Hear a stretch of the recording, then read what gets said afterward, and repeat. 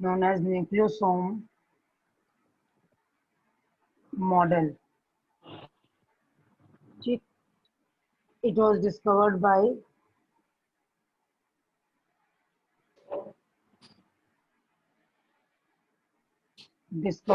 Klug.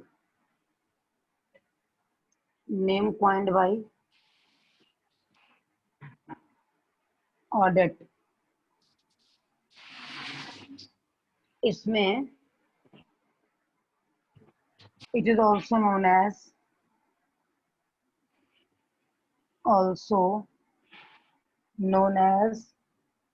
solenoid organization. Solenoid organization. देखो इसमें 5 type of histone protein present होती हैं. 5 type of histone protein present हैं. ठीक, H1, H2A, H2B, H3, H4. ठीक, और 5 टाइप की नॉन हिस्टोन, इसको हिस्टोन प्रोटीन को 5 टाइप की नॉन हिस्टोन प्रोटीन प्रेजेंट है. 5 टाइप की नॉन हिस्टोन प्रोटीन प्रेजेंट है. इसको बोलते हैं A1, A2A, ये 1 है, कॉमन नहीं है. A2A, A2B, A3, A4. जरा मॉडल लेते हैं. डीएनए पैकेजिंग, यानी डीएनए किस तरीके से बन रहा है, डीएनए पैकेजिंग और डीएनए के सुपर कॉइलिंग और न्यूक्लियोसोम मॉडल के बारे में डिस्क्राइब किया गया है. तो जब डिस्क्राइब करते हैं तो हम लोग क्या करते हैं इसमें,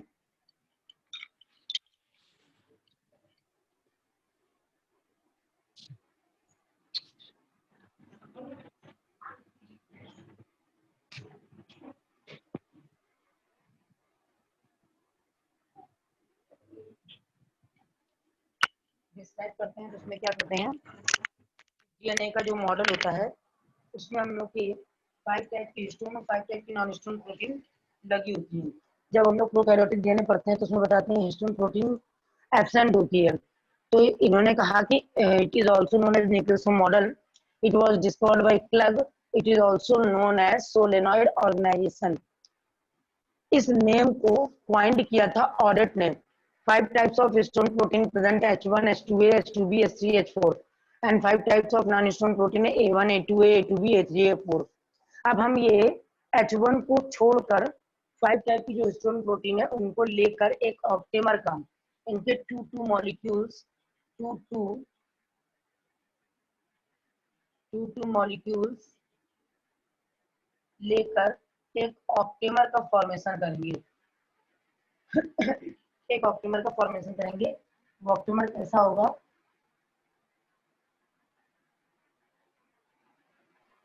नॉन हिस्टोन प्रोटीन जो हम A1, A2, उसके बाद क्या, A2A, A2A, A2B, A3, A4. 2A है, 2B.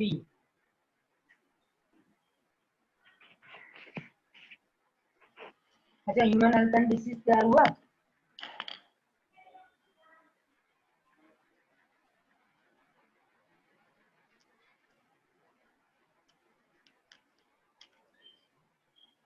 Human health and disease तैयार हुआ. हाँ हम कर रहे हैं थोड़ा थोड़ा. हाँ, थोड़ा थोड़ा करते रहो जिससे सब कुछ तैयार होता रहे. माइक्रोज भूल तो नहीं रहे हो. No ma'am.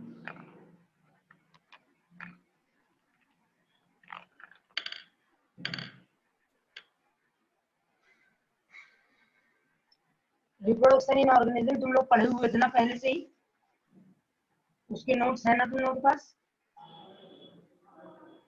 Yes ma'am.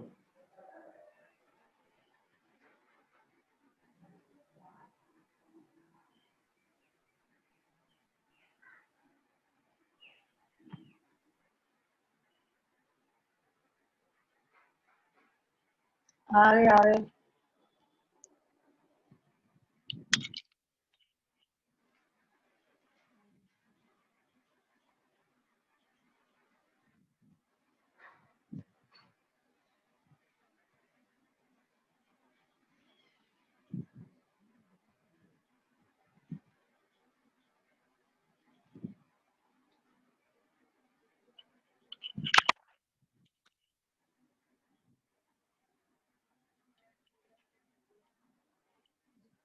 Kitchen में लगा दे, किचन में। देखो यहाँ पे क्या 2 nm थिक डीएनए प्रेजेंट होगा, 2 nm थिक डीएनए प्रेजेंट होगा। इसमें ये ऑप्टिमर होगा जिसका डायमीटर होगा 8 nm। वंदना, ये वंदना, इसको किचन में लगा दे, इसको ये लाइट लगवाएगी। देखो यहाँ पे क्या है, डीएनए पैकेजिंग में DNA discover, it is also known as nucleosome model, it was discovered by Klug, it is also known as solenoid organization. इसका नेम कॉइन किया था, Oudet name. 5 types of histone protein है, H1 H2A 2B 3 4। H1 को छोड़ दिया, 2A के 2 molecule, 2B के 2 molecule, H3 के 2 मॉलिक्यूल, H4 के 2 मॉलिक्यूल आपस में मिलकर एक ऑप्टिमर का फॉर्मेशन करते हैं। एक ऑप्टिमर बना रहे हैं।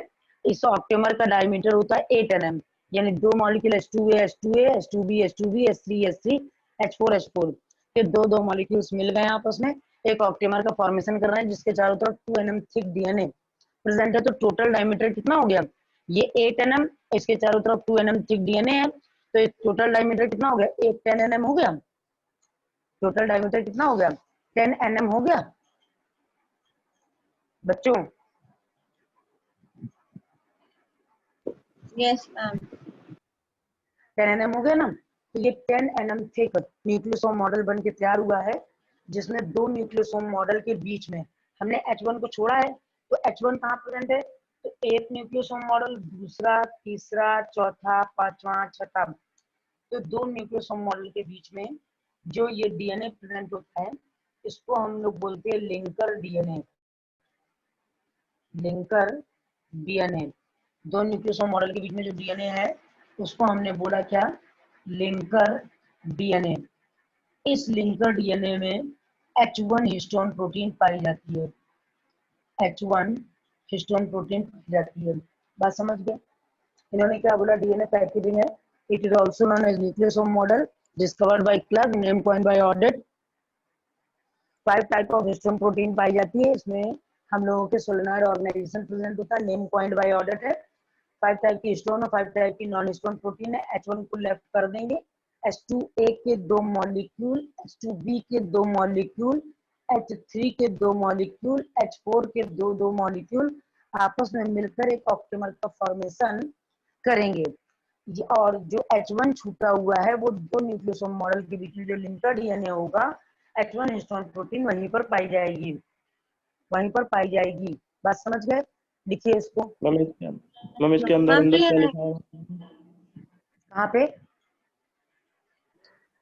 कहाँ पे बोलो बेटा। मैम ये अंदर जो हम फ्लावर सा बनाया है ये इसके अंदर लिखा है H2A और H2A H2A H2A H2B H2B H3 H3 H4 H4 H4 के 2, H3 के 2, H2A के 2, H2B के 2। मैम ये जो एंटी स्टोन है ना वो कहाँ काम आता है, क्या चीज, नॉन स्टोन जो है मैम वो नॉन कहाँ स्टोन आता है? बीच बीच में न्यूक्लियोसोम मॉडल के बीच में बाइंडिंग के लिए नॉन स्टोन प्रोटीन एम्बेडेड होते हैं, बीच बीच में बाइंडिंग के लिए नॉन स्टोन प्रोटीन एम्बेडेड होते हैं। तो समझ गए। मैम इसे बोलेंगे क्या हाँ। मैम, किसको, मैम ये अंदर अगर लिखा है ये जो लिखा हुआ है ये ऑप्टिमर है, क्योंकि चार मॉलिक्यूल यानी 2 मॉलिक्यूल लिए गए H2A के और 2 मॉलिक्यूल लिए गए H2B के। ठीक है, तो 2 2 2 2 4 हो गए, 2 लिए गए H3 के तो 6 हो गए, 2 लिए गए H4 के तो 8 हो गए, तो 8 आर्म्स एक तरीके से बन गई।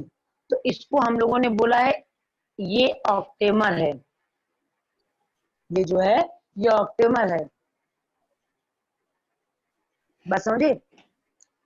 हमने क्या कहा, 2 मॉलिक्यूल H2A के, 2 मॉलिक्यूल H2B के, 2 मॉलिक्यूल H3 के, 2 मॉलिक्यूल H4 के ले लिया और कैश कार्ड की तरह ऐसे रखे हुए हम। तो जो ये 2 मॉलिक्यूल से लेकर बना हुआ है ये ऑप्टिमर एक बन के तैयार हो गया है। इस ऑप्टिमर का जो डायमीटर है वो 8 nm है, इस ऑप्टिमर का जो डायमीटर है वो 8 nm है, यानी कुल इतना डायमीटर।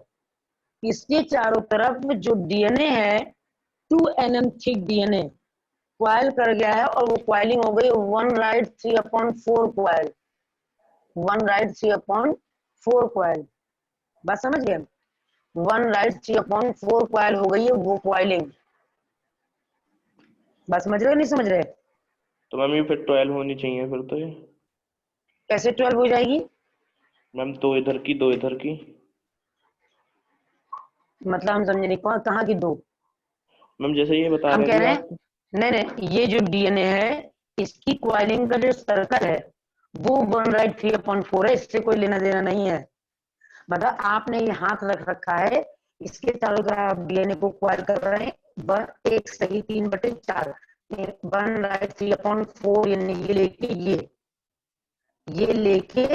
ये एक डीएनए मॉलिक्यूल को पूरा, एक स्टोन ब्लॉक को पूरा, और 3/4 पार्ट हम लोग उसको कवर किए हुए, 3/4 पार्ट कवर किए हुए। बात समझ रहे नहीं समझ रहे? बात समझ आई नहीं आई? Yes ma'am. नहीं आई? देखो ये ऑक्टेमर है, सपोज करो ये ऑक्टेमर है और ये डीएनए है, ठीक ठीक, ये डीएनए थिक है और इसको, इसकी थिकनेस 2 nm है और इसके चारों तरफ क्वाइल करना है, तो ये ऐसे यहां से क्वाइलिंग स्टार्ट करेगा, एक सही 3/4 पार्ट कवर कर रहा है यूं। तो अब इस पूरे का जो वो होगा थिकनेस, इस पूरे की थिकनेस हो जाएगी 10 nm। जरा देखना सोलेनॉइड कब कहेंगे इसको? ये बन के तैयार हुआ, 1 2 3, 3 बार क्वाइलिंग हो गई, सुपर क्वाइलिंग हो गई। तो ये जो 2 nm थिक है, अगर 2 2 2 3 बार क्वाइलिंग हुई तो क्वाइलिंग कितने बार हो गई, यानी कितना मोटा डीएनए हो गया, 2 2 4 2 6, 6 nm थिक डीएनए हो गया। अब ये जो मॉडल बन के तैयार हुआ है दैट इज सोलेनॉइड ऑर्गेनाइजेशन। बात समझ गए? Okay ma'am. बात समझ आई? Yes ma'am. आ गए बच्चों?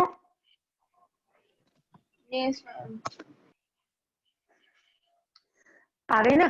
तो हमने क्या कहा, याद करो हम लोगों ने क्रोमोसोम पढ़ा था, क्रोमोसोम अगर याद हो, क्रोमोसोम पढ़ा था, अगर उसमें 11th में आप लोगों ने पढ़ा हो, तो जब हम लोग क्रोमोसोम पढ़ते थे तो क्रोमोसोम में ऐसे धागा बनाते थे, इस धागे में सेंट्रोमियर हुआ करता था, ये क्रोमोमियर हुआ करते थे, जिनको ग्रुप ऑफ डीएनए कहते हैं हम लोग। तो जो ये क्रोमोमियर है ना, जो क्रोमोमियर है, ये क्रोमोमियर यही क्वाइलिंग, दुश्मन मेरी पंखा तो नहीं है।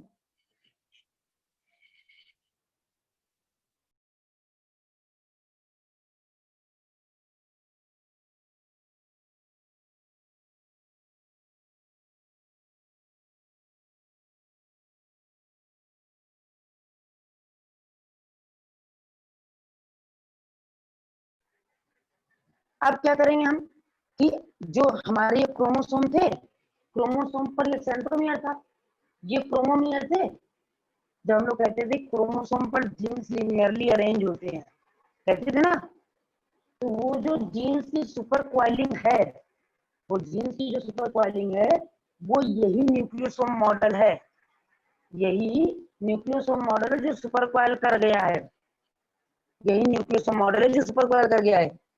1 2 3 4 5 6 7 8। बात समझ गए? बात कितनी समझ में आई कि नहीं आई? Yes ma'am. Yes ma'am.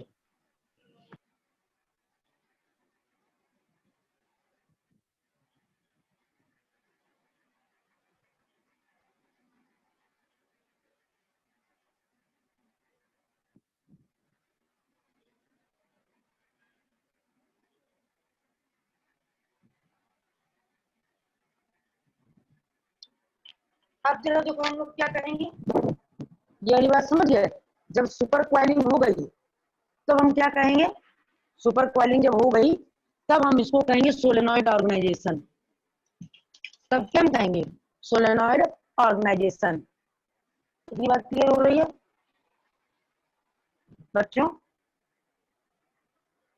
हम यस एक मैम। ऑक्टोमर को सोलेनॉइड ऑर्गेनाइजेशन कहेंगे, फिर जो लिंकर वाला है उसे कहेंगे पूरा वो वाला। नहीं नहीं नहीं, एक ऑक्टेमर समझ नहीं रहे तुम लोग। हमने क्या कहा, हमारा न्यूक्लियोसोम मॉडल तब बन के तैयार हुआ जब इस ऑप्टिमर को डीएनए ने कॉइल कर लिया, तब हमने इसको क्या कहा, न्यूक्लियोसोम मॉडल।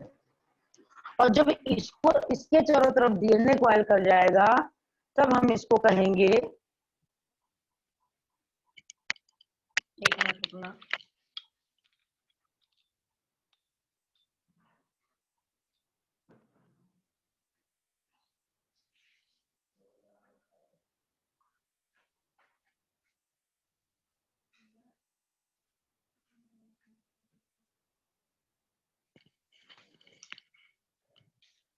यहाँ पर हमने क्या देखा कि जब एक डीएनए ने कॉइल किया है तब हमने इन लोगों को बोला था पूरा ये, तो ये हो गया हमारा न्यूक्लियोसोम मॉडल। जब इसमें कोई चेंजेस नहीं आ रहे हैं, बस डीएनए कॉइल कर जाए कई राउंड, डीएनए कई राउंड कॉइल कर जाए तो इसको हम लोग क्या बोलेंगे, न्यूक्लियोसोम मॉडल को सोलेनॉइड ऑर्गेनाइजेशन बोलने लगेंगे। जब हम इसको सोलेनॉइड ऑर्गेनाइजेशन बोलेंगे तो इसकी थिकनेस हो जाएगी बेटा 90 mm थिक, बात समझ गए? तब इसकी थिकनेस हो जाएगी 90। रोल हो जाएगा, क्या चीज? मीन डीएनए 9 टाइम्स रोल हो जाएगा ना। हाँ, अगर डीएनए रोल हो जाएगा, अगर डीएनए मान लो जैसे सुपर क्वाइलिंग हो रही है, 1 क्वाइल 2 क्वाइल 3 क्वाइल 4 क्वाइल, तो क्वाइलिंग बढ़ रही है, ये नहीं बढ़ रहा है अंदर का मटेरियल, तो इस पूरे का डायमीटर बढ़ जाएगा, तो ये जो सुपर क्वाइलिंग हो गई है तब हमने इसको सोलेनॉइड ऑर्गेनाइजेशन कहा है। यानी डीएनए ही कॉइल करता जा रहा है, डीएनए ही कॉइल करता जा रहा है, बाकी कोई चेंजमेंट नहीं आ रहा है, तो इसको हम लोगों ने सुपर क्वाइलिंग को सोलेनॉइड ऑर्गेनाइजेशन बोल दिया है। बात समझ गए? यस मैम, आ गया। और जब दो न्यूक्लियोसोम मॉडल, जैसे ये जो सुपर क्वाइलिंग है, ये सुपर क्वाइलिंग क्रोमोमियर के फॉर्म में प्रेजेंट है, क्रोमोमियर के फॉर्म में ऐसे प्रेजेंट है, ठीक है? तो जो दो क्रोमोमियर के बीच ये डीएनए है, ये लिंकर डीएनए हो गया, लिंकर डीएनए हो गया। आप लोगों को क्वेश्चन पूछा जाएगा H1 हिस्टोन प्रोटीन कहाँ पाई जाती है, H1 हिस्टोन प्रोटीन कहाँ पाई जाती है, तब आंसर होगा H1 histone protein present in linker DNA, H1 histone protein present in linker DNA. सबको बात क्लियर हो गई है? Yes ma'am.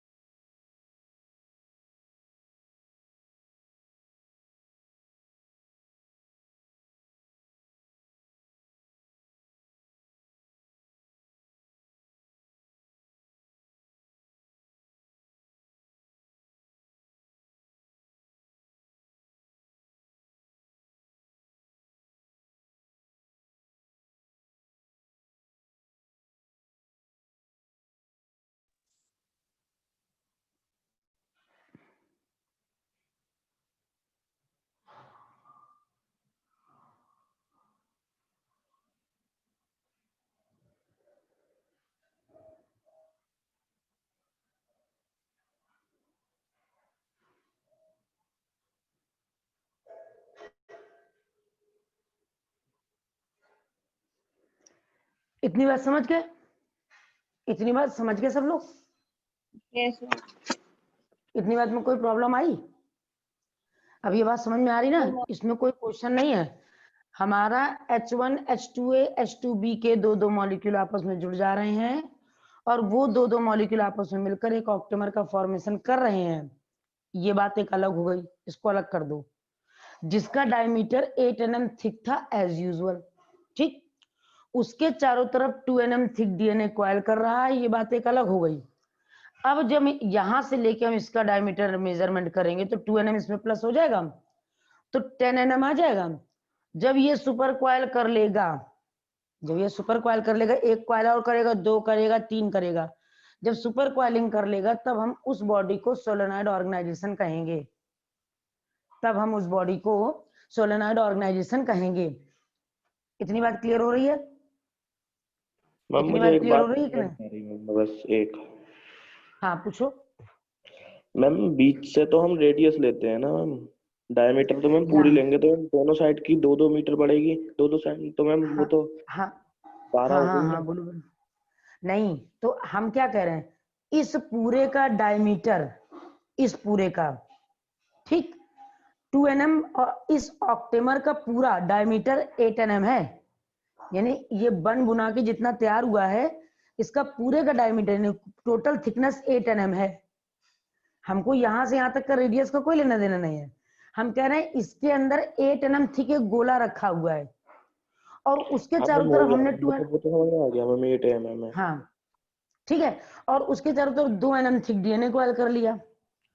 तो 2 nm थिक जब क्वायर कर लिया तो इसकी थिकनेस आ गई 10 nm। 8 और +2, भाई चाहे ओके मैम। 2 इधर से जोड़ें चाहे इधर से 2 जोड़ें। अब अगर ओके मैम। इसने दोबारा क्वाइल किया, तिबारा क्वाइल किया, तो हम क्वाइलिंग में ये भी देखेंगे, 1 राइट 3/4 क्वाइल भी देखेंगे, 1 राइट 3/4 क्वाइलिंग को भी देखेंगे।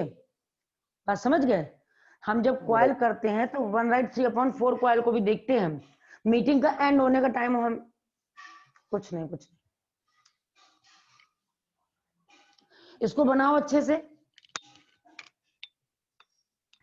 मैम बन गया। हम बना लिया।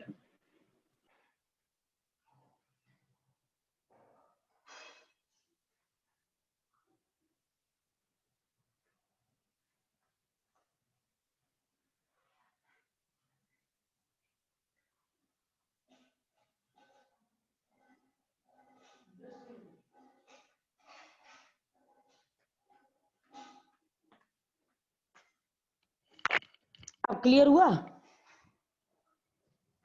क्लियर हुआ बच्चों? बच्चों ये बात क्लियर हो यस गई? मैम हो गया। और बस हो गया। ये जो सुपर क्वाइलिंग की बात है, पॉइंट लगाना मत, ये हमने समझाने के लिए लगाया है। ये जो सुपर क्वाइलिंग की बात है वो कहाँ प्रेजेंट होगी हमारी बॉडी में? ये क्रोमोसोम, ये क्रोमोमियर, एक क्रोमोमियर एक न्यूक्लियोसोम, दूसरा, तो हम ये अलग अलग बना रही है कैसे? यूं यूं यूं यूं, समझ गए? इसलिए हम अपने डीएनए को कहते हैं DNA is made up of histone protein, और अपने डीएनए को तोड़ पाना मुश्किल है। क्यों मुश्किल है? मुश्किल इसलिए है क्योंकि हम पहले इसको सिंपल करें, पहले क्वाइलिंग को सिंपल करें, फिर सिंपल में उसको स्ट्रक्चर को अलग करें, जैसे हम लोगों ने एस और पी वाला कल स्ट्रक्चर पढ़ा है, और उसके बाद हम किसी चीज को तोड़ें, और जब हम इस चीज को तोड़ेंगे तो इसमें से क्या मालूम कि पॉजिटिव टूटेगा या निगेटिव टूटेगा? कुछ टूटेगा, बस इतना पता है। तो हमारे पास निगेटिव पॉइंट ऑफ व्यू ज्यादा है, इसलिए हम अपने डीएनए को टच नहीं करते हैं, अपने डीएनए को हम टच नहीं करते हैं। बात इतनी समझ गए? बात इतनी सब यस लोग मैम। समझ गए नहीं समझ गए? यस प्रॉब्लम हो मैम। रही है? इसे रब नो कर मैम। दें आप, मैम यस मैम रब कर। रब कर दें। H1 histone protein DNA packaging याद रखना, ये इस चैप्टर का इंपॉर्टेंट टॉपिक है, structure of DNA important topic है। अब हम देखेंगे क्या यहाँ पर,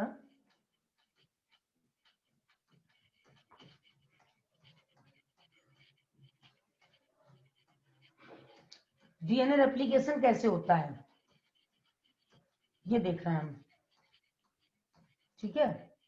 डीएनए रेप्लिकेशन कैसे होता है ये देखना है हमको।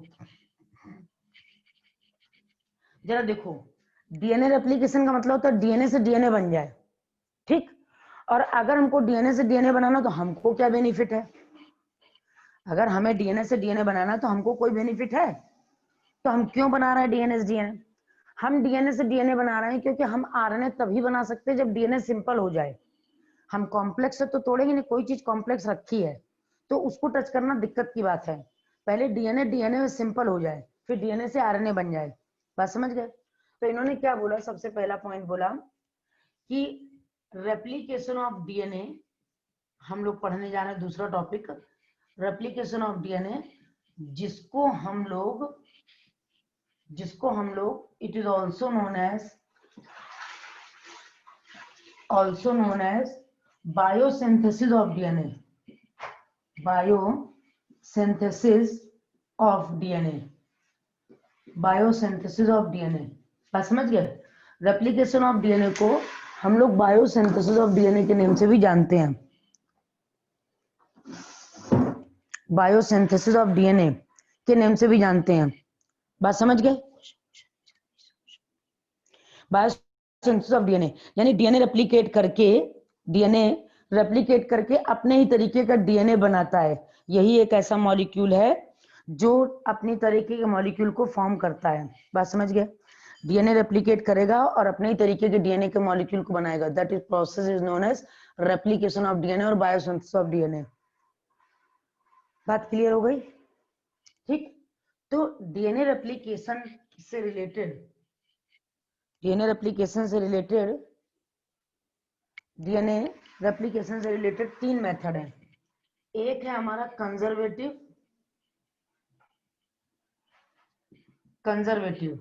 दूसरा है हमारा डिस्पर्सिव,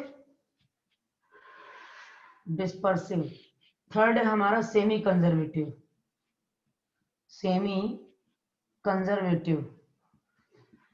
बात क्लियर हो गई। कंजर्वेटिव, डिस्पर्सिव और सेमी कंजर्वेटिव। जरा देखो, नाम से पता चल रहा कंजर्वेटिव यानी ये अपने पास सब कुछ कंजर्व रखेंगे, ठीक।